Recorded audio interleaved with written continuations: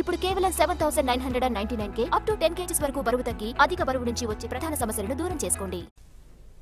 కేసీఆర్ కేటీఆర్ పై ఇష్టారీతిన మాట్లాడితే సహించబోమని మంత్రి కోమటిరెడ్డి వెంకటరెడ్డి హెచ్చరించారు.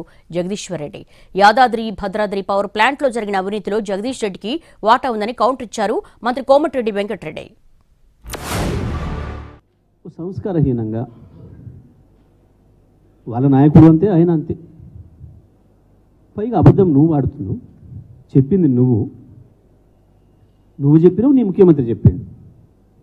ఇంకా పైగా బీఆర్ఎస్ పార్టీని 14 ముక్కలు చేస్తా, 39 ముక్కలు చేస్తా, నువ్వు కాంగ్రెస్కే కోవర్టు అని చెప్పి నీ పార్టీలోనే చాలామంది మొత్తుకున్నారు.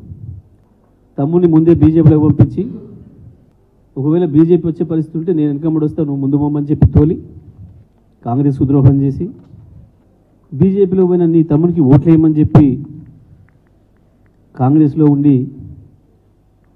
రాజకీయ వ్యభిచారం చేసింది నువ్వు. ఒక హంతకుడు, ఒక దోపిడీదారుడు, అవినీతిపరుడు కాబట్టి ఏదో ఓడిపోయింది, టెక్నికల్గా డబ్బులతో గెలిచిండు. అలాంటి నాయకుడి మీద మాట్లాడడం మనం టైం వేస్ట్ తప్ప వేరు లేదు. ఆయన నా స్థాయి కాదు.